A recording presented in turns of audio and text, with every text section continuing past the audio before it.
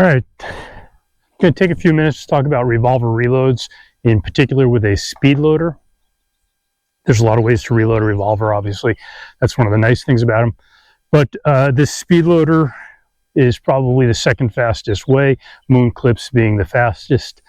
And so we're going to look at three different types of reloads, and we'll examine them sort of in the sequence in which I actually learned them. Okay, the first reload we're going to look at is basically, I learned this at the police academy a gazillion years ago. You're done firing all your rounds, cylinder is opened, muzzle up to eject, muzzle down. We're still maintaining our master grip or firing grip. Speed loader goes in, and you're back to work. Let's take a look at two others.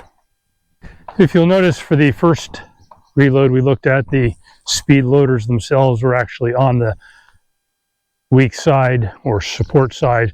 For these two, the speed loaders are going to be on the strong side. So the first one is, we open the muzzle, and here I eject with the thumb, then invert, speed loader goes in, and we go back to work. That's a pretty good one. I've heard that referred to as the FBI technique, and in fact I learned it from a friend of mine who's an FBI agent. It's fairly fast. What's nice about it is that your right hand, your dominant hand, does all the work in terms of handling the speed loader. So in theory you may have a little more security with it. Okay, the last technique, and in fact this is the one that I typically use. Basically, I'm going to switch hands. So I'll open the gun,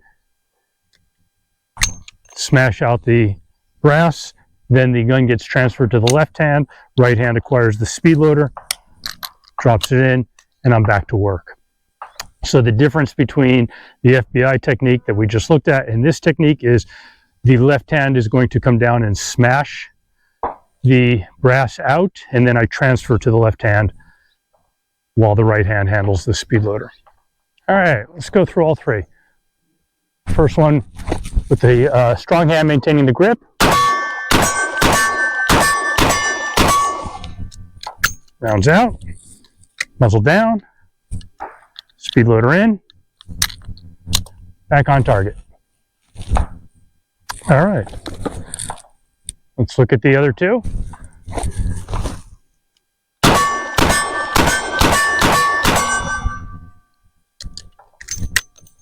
Left hand only, speed loader in, back on target. All right. And the last one.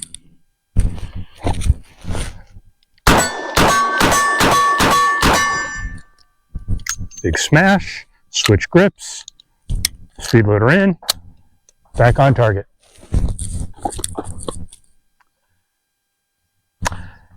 I would highly recommend that you practice in live fire a couple of times the type of speed load that you want to use.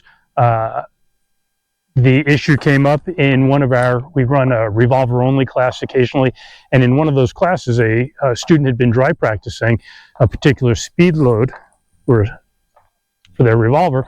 In fact, it was the FBI technique where they transfer to the left hand, the thumb ejects the empties, and then the right hand puts the shell casings in, or the rather new cartridges in.